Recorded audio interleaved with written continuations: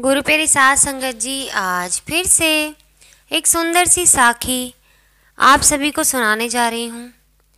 गुरु प्यारी साध संगत जी, आज का ज़माना कुछ अलग ही तरीके का हो गया है। बहुत ज़्यादा मतलबी लोग अगर किसी के साथ जुड़ते हैं तो सिर्फ मतलब के लिए, और ये बाहरी रिश्तों की बात नहीं कर रही हूँ।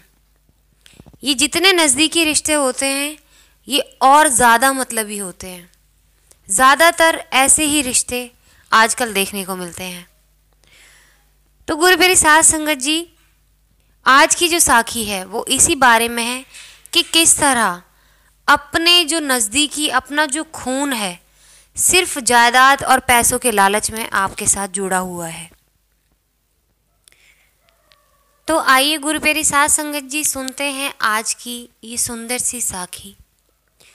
ये कहानी है एक ऐसे परिवार की जिसमें एक पति और पत्नी और उनके बच्चे रहा करते थे। गुरु प्यारी साध संगत जी, जो पत्नी थी उनको अचानक से लकवे की बीमारी लग जाती है। पूरा शरीर स्थिर हो जाता है और वो चारपाई पर आ जाती है।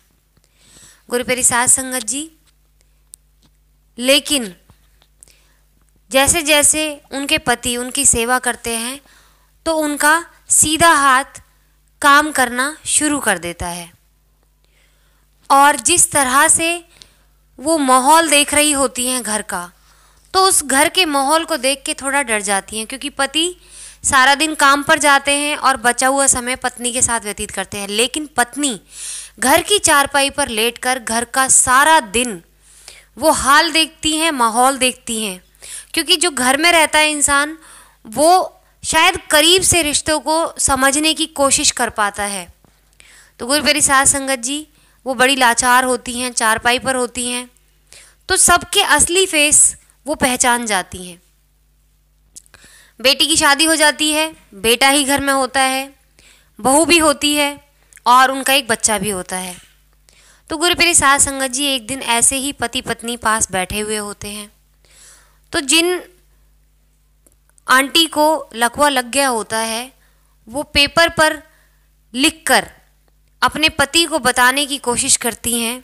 इशारे से उनसे एक कॉपी मांगती हैं, पेन मांगती हैं, और उस पेज पर एक लिखती हैं नोट, और अपने पति से कहती हैं कि कभी भी ये जायदाद अपने बेटे के नाम मत करना, क्योंकि मैंने ऐसा कुछ देखा है जो शायद आप ना देख पाए हों। गुरु प्यारी साध संगत जी, जीवन में बहुत उल्टे पुल्टे रिश्ते होते हैं। कहीं माँ खराब है तो कहीं बेटा खराब है। ये ज़रूरी कहीं ठप्पा नहीं लगा हुआ है कि बेटा ही खराब होता है या बहू ही खराब होती है। कई बार माँ बाप की बुद्धि भी खराब हो जाती है, क्योंकि जैसे माहौल में वो लोग पले बड़े होते हैं वैसा ही उनकी बुद्धि पर असर हो जाता है। जैसे कि उनकी संगत होती है वैसे ही उन पर रंगत भी होती है। अब चाहे वो माँ बाप हों चाहे वो बच्चे हों। तो गुरु प्यारी साध संगत जी, इस कहानी में वो असर, वो रंगत वो बच्चे की थी। तो अपने बेटे की वो रंगत देख के वो समझ जाती है कि मेरी तो ज़िंदगी कुछ दिनों की है, लेकिन मेरे पति की ज़िंदगी अच्छे से गुजरे और शांति से बीते, इतना ही वो चाहती थी। इसलिए अपने पति से कहा कि मैं सिर्फ आपसे एक ही बात कहना चाहती हूँ कि आप कभी भी अपनी जायदाद किसी के नाम मत करना। तो पति बड़े ही प्यार से सिर हिला देता है कि कोई बात नहीं, तू चिंता मत कर, मैं ये जायदाद किसी के नाम नहीं करूँगा। गुरु प्यारी साध संगत जी, कुछ समय बाद पत्नी की मृत्यु हो जाती है। अब अपनी पत्नी की याद में वो रहने लग जाते हैं। गुरु प्यारी साध संगत जी, एक दिन बेटा कहता है कि पापा, घर बहुत पुराना हो चुका है, मुझे इसको फिर से बनवाना है, रिनोवेशन करवाना है, उसके लिए मेरे पास इतने पैसे नहीं हैं। आप सलाह दो तो मैं एक लोन ले लेता हूँ और इसको ठीक से बनवा देता हूँ, क्योंकि बच्चा भी बड़ा हो रहा है, उसके लिए एक प्राइवेट रूम चाहिए, स्टडी रूम चाहिए, और हमारे घर में स्टडी रूम नहीं है। आपको पता है कि आजकल की स्टडी के लिए बच्चों को एकांत चाहिए होता है। बड़े ही तरीके से अपने बाप को समझाता है, तो बाप राजी हो जाता है। बाप कहता है कि कोई बात नहीं, तुम लोन ले लो। तो बेटा कहता है कि पापा, लोन जो होगा वो मेरे नाम पर हो सकता है, आपके नाम पर नहीं हो सकता, क्योंकि आपकी उम्र ज़्यादा है। तो लोन वाले इस बात से एग्री नहीं करते, तो लोन मुझे अपने नाम पर लेना पड़ेगा। तो पिता कहते हैं कोई बात नहीं बेटा, लोन ले लो। फिर इस पर बेटा कहता है तो पापा इसके लिए हमें अपना घर, जो आपको अपना घर है वो मेरे नाम पे करना पड़ेगा, क्योंकि लोन वाले आएंगे, वो जब तक मेरे नाम पर प्रॉपर्टी नहीं देखेंगे तब तक मुझे लोन कैसे देंगे। अब ये बात कहते ही उसके दिमाग में अपनी पत्नी की बात आ जाती है। पत्नी ने कहा होता है कि नाम मत करना, लेकिन बेटे की हालत देख के पिता से रहा नहीं जाता। बेटा कहता है कोई बात नहीं बेटा, ये जायदाद मैं तुम्हारे नाम कर देता हूँ अगर ऐसी ही बात है तो। बेचारा पिता क्या करता, पिता ने सोचा कि मैंने कमाया किसके लिए, इन्हीं लोगों के लिए है, मेरी बाकी की ज़िंदगी बची ही कितनी है। ये सोच के बच्चे के नाम वो जायदाद कर देता कि मैंने कमाया भी तो इन्हीं के लिए है, कोई बात नहीं, जिसका है उसके नाम कर देता हूँ। तो गुरुप्रिय साध संगत जी, पिताजी ने बड़े ही सरल स्वभाव से वो जायदाद उसके नाम कर दी बेटे के। अब जैसे जैसे रिनोवेशन चालू हुआ गुरुप्रिय साध संगत जी, बहू ने पिता से कहा कि पापा जी लास्ट वाले रूम में आपका सामान शिफ्ट कर दिया है, आप वहाँ रहने लग जाइए। पिता कहते हैं कि बेटा वो तो स्टोर रूम है, माला तो उसको स्टोर रूम बनाकर रखती थी, उसमें तो सारा कचरा भरा हुआ है। माला उनकी पत्नी का नाम था। तो गुरुप्रिय साध संगत जी, बहू कहती है पिताजी मैंने उसमें से सारा स्टोर रूम का सामान खाली कर दिया है, अभी जब तक रिनोवेशन हो रहा है तब तक के लिए मैं आपसे कह रही हूँ, आप तब तक वहाँ पर रह लीजिए। बहू की बात मान जाते हैं वो, और फिर वहाँ पर रहने लग जाते हैं, जैसे जैसे छोटे से कमरे में अपना गुजारा करते हैं। अब जैसे ही रिनोवेशन पूरा होता है तो पिताजी बहू से कहते हैं, उस दिन बेटा घर पे नहीं होता, बाहर कहीं काम के सिलसिले में गया हुआ होता है शहर से बाहर। तो वो बहू से कहते हैं बेटा अब तो रिनोवेशन का काम पूरा हो गया है, अब तो कम से कम मेरे को मेरा स्टोर रूम चेंज कर दो, आप मेरे को मेरे वाले रूम में शिफ्ट कर दो। मेरा रूम थोड़ा बड़ा है, उसमें खुली हवादार खिड़कियां हैं, यहाँ तो खिड़की भी नहीं है इस स्टोर रूम में, मेरा दम घुटता है बेटा। तो बहू कहती है पिताजी अभी रिनोवेशन का काम पूरा होना बाकी है, कुछ काम रह गया है। तो इस पे पिता ने कहा कि बेटा सारा काम तो हो चुका है, मैं तो देख रहा हूँ, अपनी आंखों के सामने काम करवा रहा हूँ।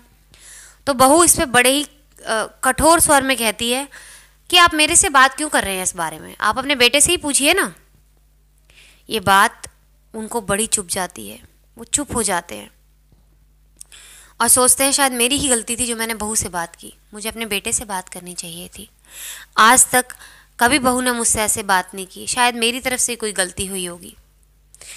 ऐसा सोच के बेटे का इंतज़ार करते हैं। जिस दिन बेटा लौटता है तो बेटे के पास बैठते हैं और बेटे से जाके कहते हैं बेटा बहू ने तो मुझे चाय तक नहीं पूछी, इतने दिन से मुझसे खाने की भी लिए ढंग से बात नहीं की, और मैंने स्टोर रूम के लिए कहा था चेंज करने के लिए, वो भी नहीं कहा, वो भी उस पर भी मेरे से इतने बुरे तरीके से बात की। अब तो बेटा सारा काम हो गया है तो तुम मेरा सामान उसमें शिफ्ट क्यों नहीं कर देते। तो बेटा कहता है पापा उसमें हम ड्राइंग रूम बनाने का सोच रहे हैं, क्योंकि वहाँ हमारे दोस्त आया करेंगे और वो रूम बड़ा भी है, स्टोर रूम में थोड़ी ना मैं अपने दोस्तों को बिठाऊंगा, आप जहाँ रह रहे हैं वहाँ आराम से रहिए। तो गुरुप्रिय साध संगत जी, जैसे बेटा इस तरीके से पिता को ऊंचे स्वर में जवाब देता है तो पिता को समझ आ जाता है कि अगर मैं इससे ज़्यादा बहस करूँगा तो शायद हो सकता है मेरा आने वाला जीवन बद से बदतर हो सकता है। चुप करके बेचारा पिता अपने स्टोर रूम में चला जाता है, उसी घुटनदार कमरे में, स्टोर रूम में जिसमें खिड़कियां तक नहीं होती, एक टूटा फूटा पंखा लगा हुआ होता है। चुपचाप जाके लेट जाता है और अपनी माला को याद करने लग जाता है और उसकी बात याद आती है कि काश तेरी बात आज मैंने मान ली होती तो ये दिन मुझे ना देखना पड़ रहा होता। तू तो चली गई मुझे यहाँ छोड़ के, काश तू अब मुझे अपने पास बुला ले तो मेरा जीवन भी आसान हो जाए। मैं अब मुक्त होना चाहता हूँ, बस मैं भी परेशान हो गया हूँ, मैं और बुरा नहीं देखना चाहता, ये बुरा तो मैंने देख लिया, हो सकता है इससे भी आगे आने वाला समय बुरा हो, तो इससे पहले तू मुझे अपने पास बुला ले। तो गुरुप्रिय साध संगत जी, ऐसे किसी के भी भोलेपन का फ़ायदा नहीं उठाना चाहिए, चाहे वो कोई भी हो। कई जगह मैंने ऐसा देखा है कि खुद के सगे माँ बाप, कहते हुए भी बड़ा अजीब लगता है कि सगे माँ बाप, खुद का खून, जिस औलाद को पाने के लिए माँ बाप कितनी मिन्नतें करते, कई लोगों को औलाद नसीब भी नहीं होती, वो परमात्मा के आगे नाक रगड़ते कि हमें एक औलाद नसीब हो जाए। कई लोग इतने कठोर होते हैं कि अपने बच्चों के साथ ही दुर्व्यवहार करते हैं, चालाकियाँ करते हैं, उनके साथ धोखा करते हैं। मैं ये पूछना चाहती हूँ, जाकर रहेंगे कहाँ, कौन सी जगह रहेंगे? इस धरती पर तो जगह है ही नहीं, ऊपर क्या जवाब दोगे?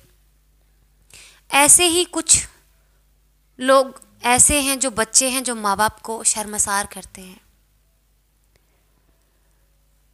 जो माँ बाप को तंग करते हैं, माँ बाप को धोखा देते हैं। मैं सबसे गुजारिश करती हूँ कि कभी किसी मासूम का फ़ायदा ना उठाएं।